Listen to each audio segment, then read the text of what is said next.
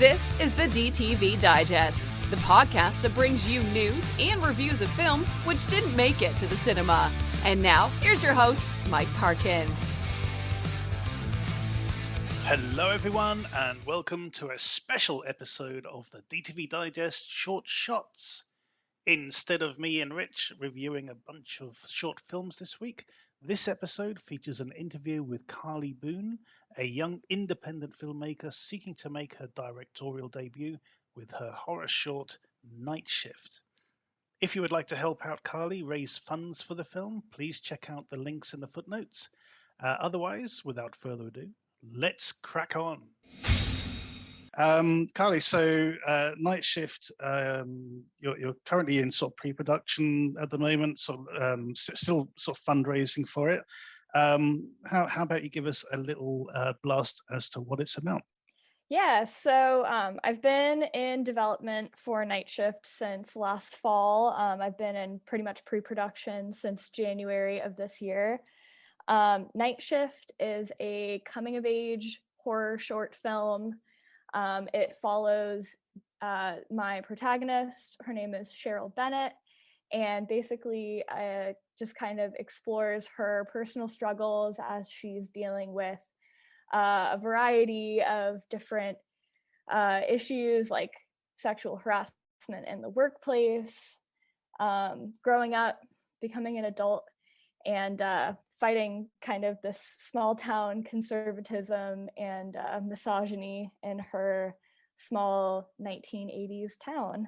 So a lot of what this short film was inspired by, I mean, I have many different points of inspiration, but one big thing for me that I wanted to explore was that very vulnerable and kind of dehumanizing experience of being a woman in the service industry and the restaurant industry.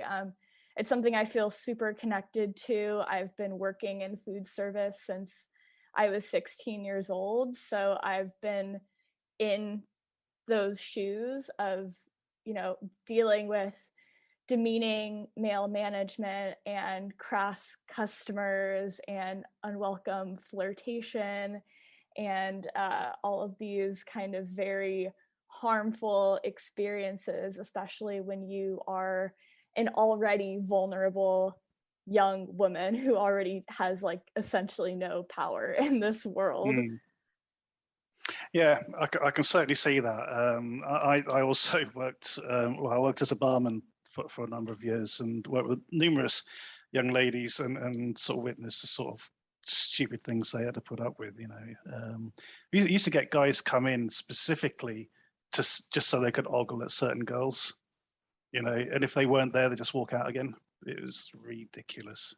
Oh yeah, absolutely. And yeah, so a lot of this was kind of inspired by, you know, an array of experiences that I've had personally, that I, you know, people that I know, coworkers have experienced. And interestingly enough, the actor, their name's Marlo Lee, who is portraying Cheryl in my short film, when they reached out to me about the role, they actually sent me this really heartfelt email about how they were a waitress the summer after they graduated high school, just like the character in my film, worked there with their best friend, just like the characters in my film, and experienced a lot of sexism and misogyny while working at this diner, and even had some funny anecdotes as far as different ways that they were able to kind of slyly get back at some of these customers who are, you know, making crude comments, or they even told me at one point they had these two customers, these older male customers, who would consistently fight about whose wife Marlo was, like, at the diner. Like, they felt like they had this weird power over this random girl who was just serving them food. And I think a lot of it goes back to this kind of inherent, like, domesticity that seeing a woman serving you food kind of evokes. And I feel like it just kind of creates this really odd power imbalance, especially when you are looking at young female servers and the older men that they are often serving. Absolutely.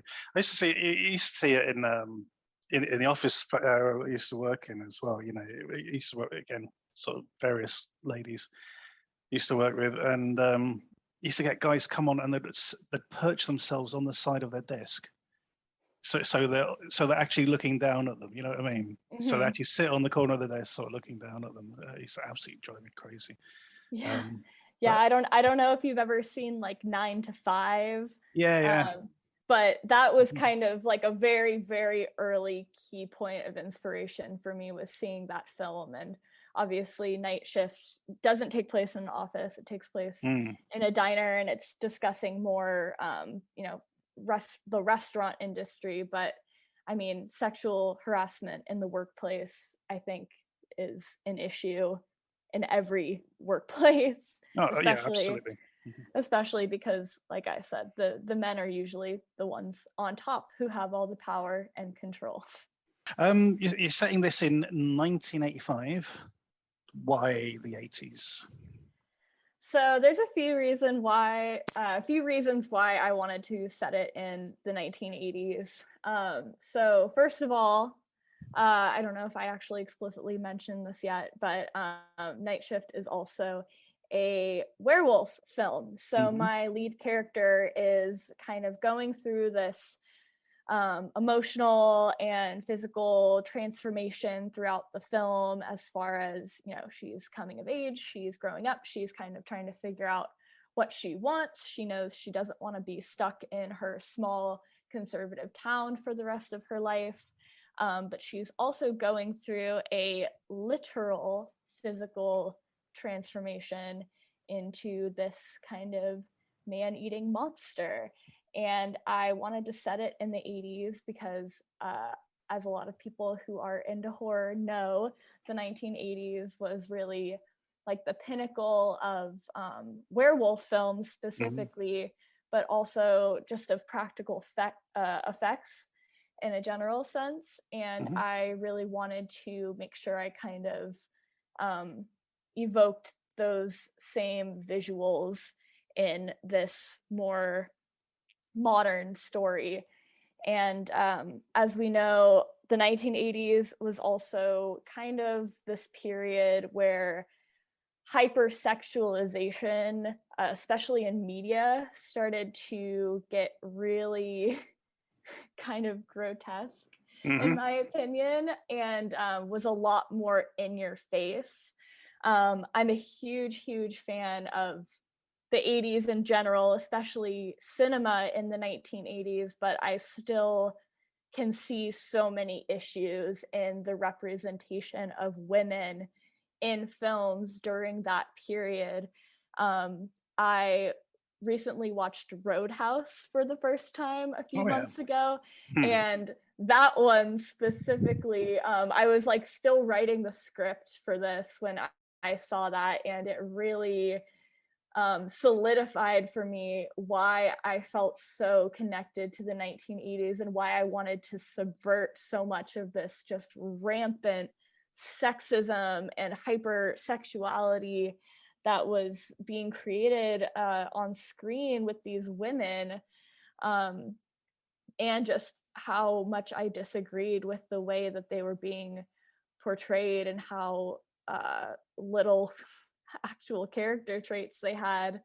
So that was really important to me, was to kind of be able to explore and subvert that. And then also, like I said, the 80s, I just really feel connected to that period of time. It's when my parents were in high school, so they've told me lots of fun anecdotes from just being a teenager during that time. And I'm just a huge fan of 80s teen movies, even though they have their issues, like, you know, Pretty in Pink and Fast Times at Ridgemont High and all of these John Hughes films, they definitely have a lot of issues with the way that the female characters are being portrayed. But I still have so much love for them, and I kind of wanted to make something that evoked a lot of that aesthetic, but maybe didn't have the rampant sexism part of it. Yeah, I mean, The Breakfast Club is a great example, I think, because I absolutely love that film, except for the moment where Molly Ringwald takes Ali Sheedy into the bathroom and gives her a makeover, and it's like, see, if only you made yourself pretty, the boys would like you, and then all your problems go away. It's like crazy, but yeah, who doesn't like Judd Nelson on that one? Yes, definitely. Yeah.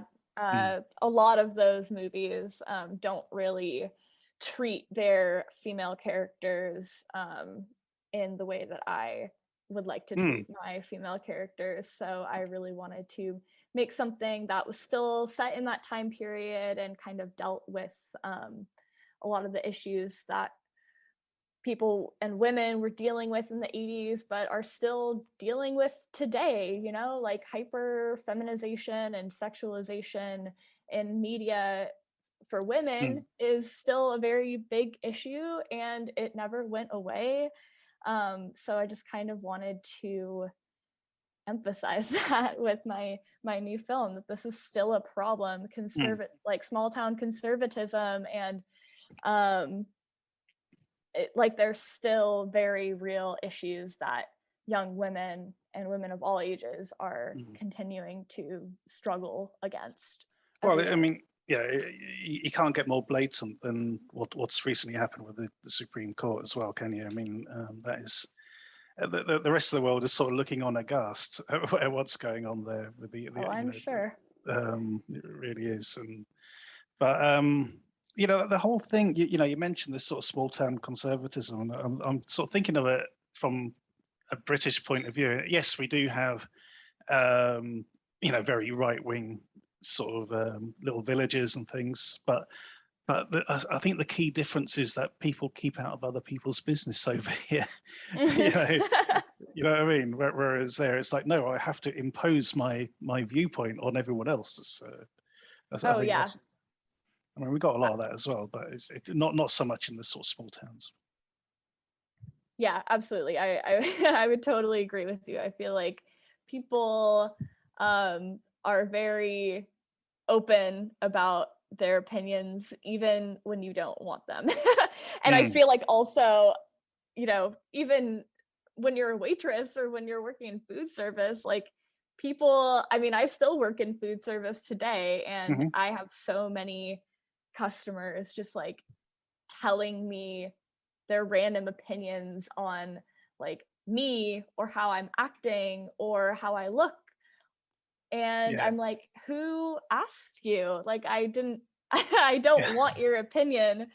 And I feel like there's this like bombastic kind of just like, I need to make you know what I'm thinking about you or what I think about what you're doing, that I don't know if it's as prevalent in other countries, but definitely in the United States, people are very, very open about sharing their views with you, even when they aren't being asked them. Absolutely. I think one of those sort of worst things at the moment, and it's, you know, it's such a ridiculously petty thing, but quite hurtful, is when people mispronoun people. You know, when someone, you know, is obviously trans and actually go out of their way to misgender them. I think that is such a petty thing. You know, but it does seem to be sort of quite endemic, and people, you know, they feel they have to do that.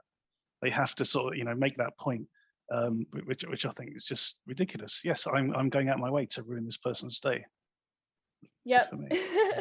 Yeah, absolutely. I'll never be able to understand that. I like to think that I'm not like that myself, but there seem to be a lot of other people who just kind of don't know when to close their mouths. Exactly. Yeah, Let's get back to the film. You touched on briefly sort of the cast and crew for this. How did you go about actually sort of recruiting the people who are going to be working with you on this? Yeah, so a lot of it honestly was social media for me. I kind of, when I started writing this film, I just started making a social media account for it. I was starting to share like mood boards and just little tidbits here and there about kind of what the concept was. And I also started to just kind of put out feelers on my own social media because I was really looking for new collaborators, people that I had worked with before, and I was really looking to just kind of expand my community. So I really just kind of like started with posting on social media and just saying, hey, I have this concept and it involves werewolves in the 80s and it's feminist horror, and who's interested in making it with me. And it took a while to kind of really like sieve through like who I felt I could connect with as a collaborator, but I had a lot of really incredible people reach out to me. And as I was kind of finishing up the script, started to just send the script to really anyone who was willing to read it. And I was really like blown away by the amount of people who felt connected to it for whatever reason, like if they had experienced similar things in working in food service, or they just liked the idea of doing a feminist horror, or they just wanted to create something, because I think that was another part of trying to find people to work on this. Was we are coming out of a global pandemic, if you hadn't heard. But there are a lot of people who are just hungry to work on things again and create, and myself included. That's why I wanted to start this project. That's why I wanted to kind of create my own platform to make something, because I wasn't being handed any opportunities. I wasn't having people knock my door down saying, hey, make something for us. So I kind of had to be the one to say, okay, well, if I'm not really getting any opportunities, I just need to create one myself. And in doing that, I can give opportunities to other people who, are on the same wavelength as me creatively. So that was really incredible to see how many people in my community really just were ravenous to help make something and kind of finally come out of the woodwork after many of us not having been on a set or really done anything creative for years, because it's daunting and it's overwhelming to consider how to even make something when there's a pandemic going on, and there's so many filmmaking, especially independent filmmaking, and in like very small budget filmmaking is already so hard and so daunting and so expensive. So to add more complications into the mix, like having to deal with all of these new protocols and keeping your cast and crew safe while filming, it was just really, really demoralizing for a long time, especially for people like me who graduated college or high school, or were starting a new career, going through any kind of transition during the pandemic. It just made it that much scarier and that much harder. So I was really, really happy to have been able to find so many people who were going through that same experience. I knew a lot of people from my college who were able to really connect with me on this feeling of just like God, we just haven't been able to do anything we wanted to do or make anything we wanted to make for so long. And now it's finally feeling like this is the time to do it. And I'm so relieved for that. I'm so happy that filmmaking, especially small budget indie filmmaking, is finally able to start happening again, because it really wasn't for a long time. Yeah, absolutely, and I really applaud your mindset for this. You know, the idea that okay, no one's knocking on your door, but you can build something and give opportunities to other people as well, which is absolutely superb. So just touching on what's ahead for this production. Your website says you're looking at a 6-day shoot in November time. I think it was 6 days. Yes, yeah. With the schedule that we have right now, we're trying to do 6 days in, I'm hoping for October. It's really just going to come down to funding and when my crew is available, and if we're gonna, I'm not sure if we're gonna be able to do it all back to back or what we're gonna do as far as scheduling, but yeah, hopefully by this fall. I think that's what people don't appreciate as well with these, with these sort of productions is the amount of work that has to go in before you even switch the camera on, before you can even film one shot. The amount of work that has to go in to obtaining locations, set design, costumes, all the rest of it. Are you having to coordinate all this yourself, or have you been able to sort of delegate some of these tasks to other producers? Yeah, so I am really lucky. I have 2 producers that are working with me. I'm still technically a producer myself, but I'm kind of trying to consider myself more of the quote unquote executive producer, aka the person with the money. But yes, I do have 2 producers who've been incredibly helpful, really doing everything I've needed them to, helping me with my crowdfunding campaign, helping budget, helping with casting. Our really big project that we had to do in March was pulling together the proof of concept shoot, which was, basically like shooting a mini short film in and of itself. That took essentially the entire month to prep for.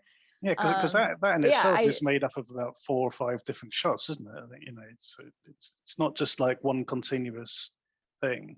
Yeah, I think we did like 10 individual setups. That's what I had storyboarded for it.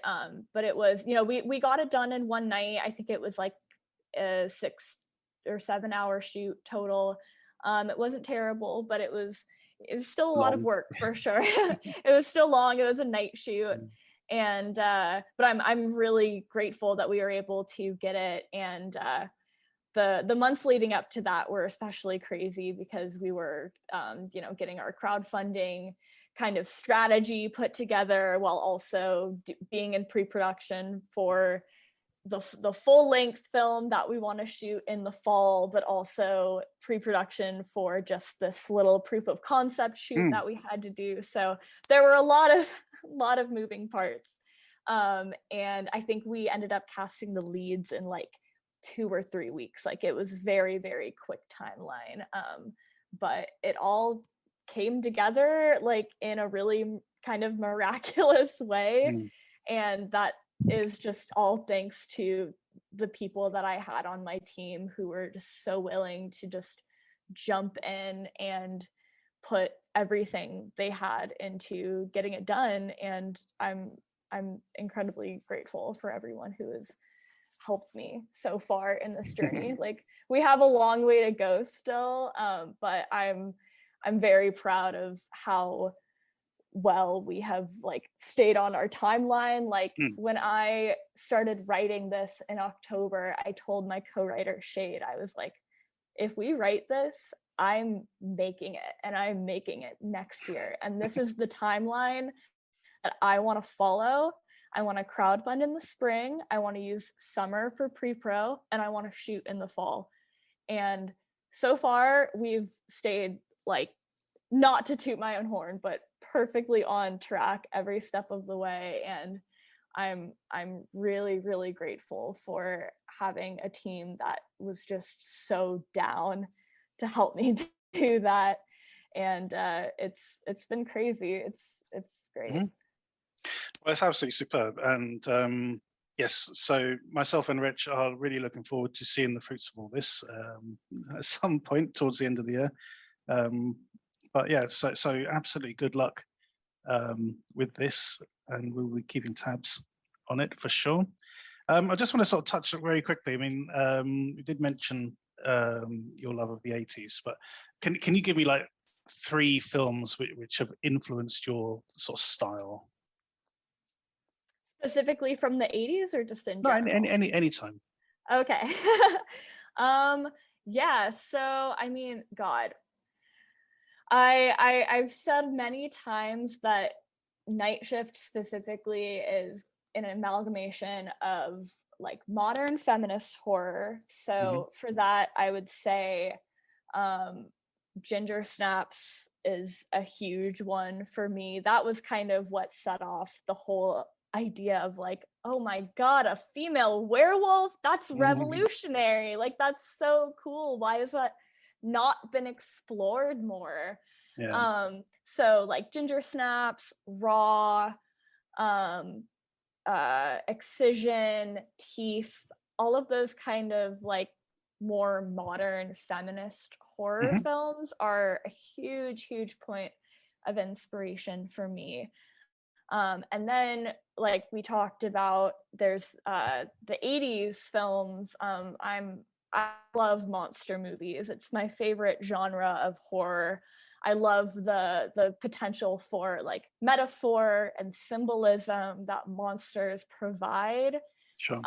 So I particularly love the 80s and all of the monster movies that come with it. And American Werewolf in London Hmm. is really, that just kind of encapsulates, I think, everything I love about film. I love horror comedies. I love like out of the box practical effects, and the story is extremely compelling.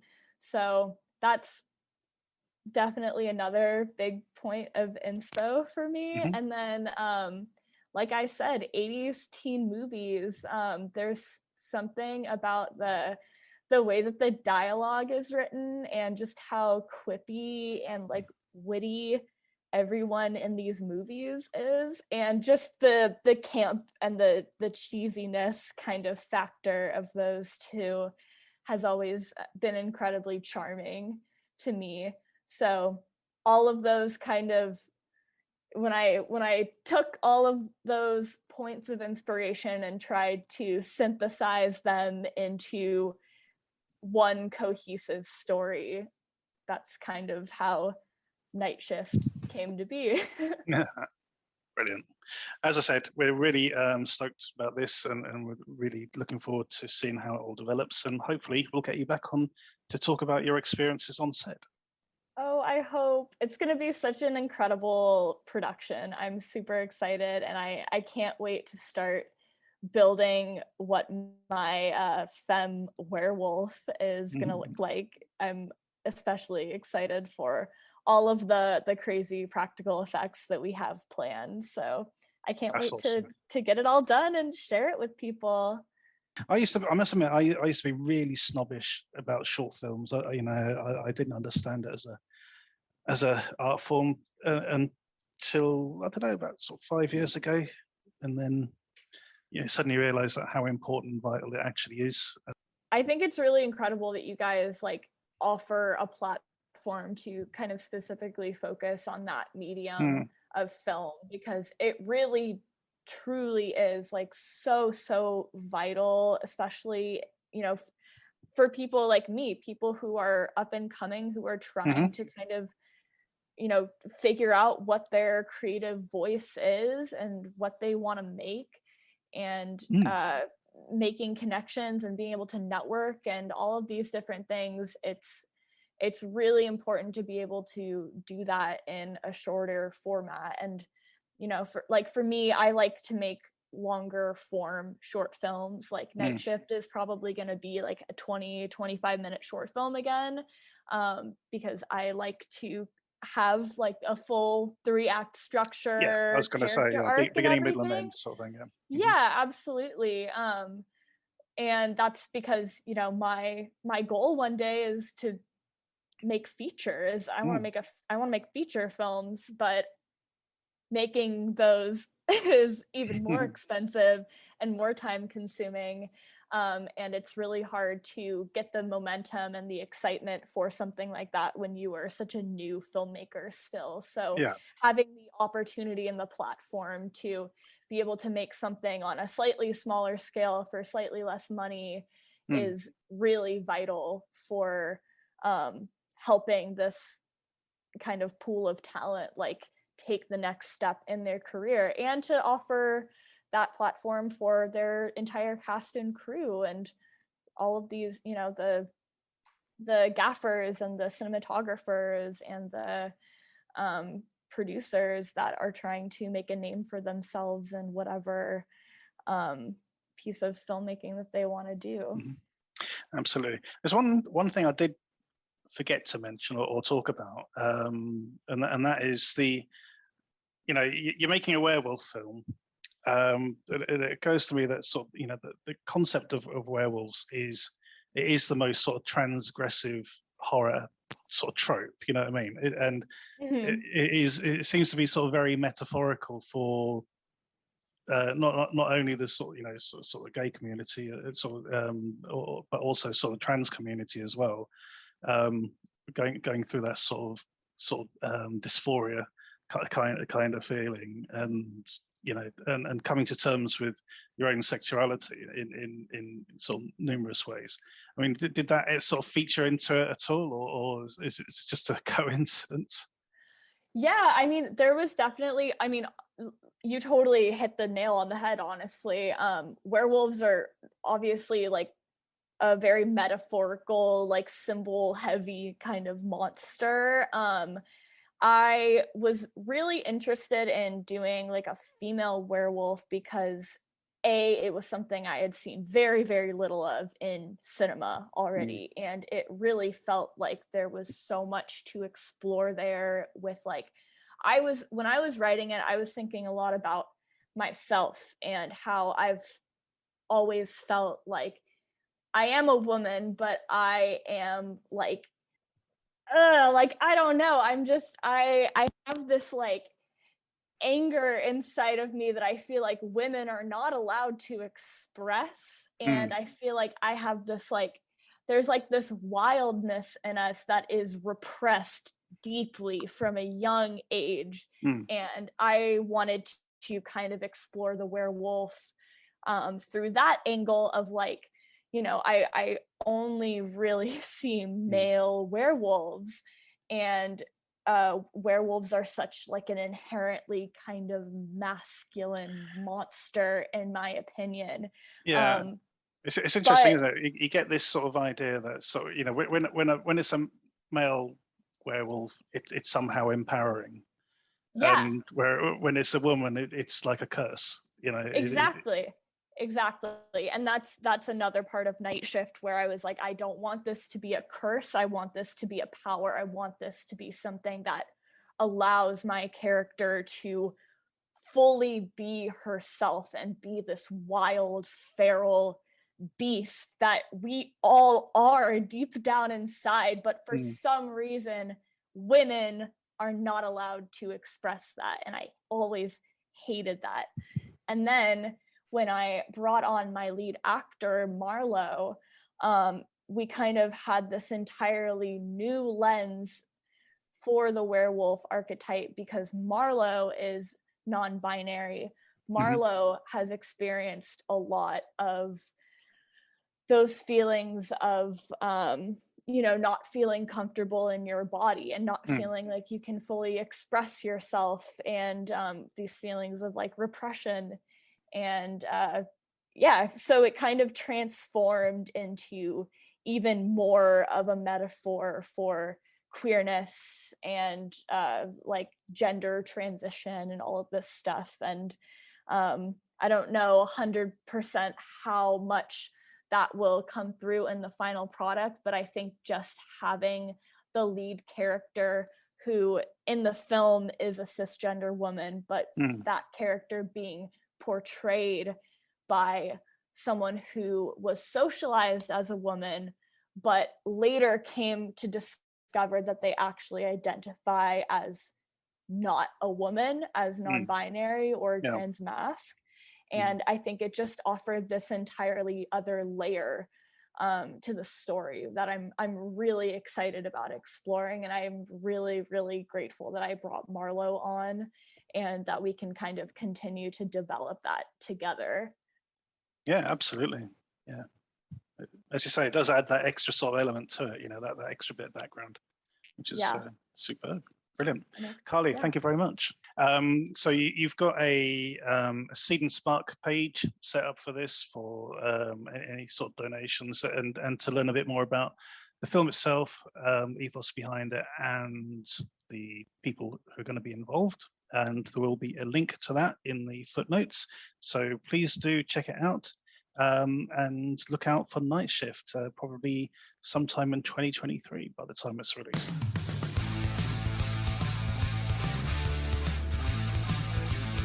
Thank you for listening to the DTV Digest. Let us know your thoughts in the comments and tune in again next time.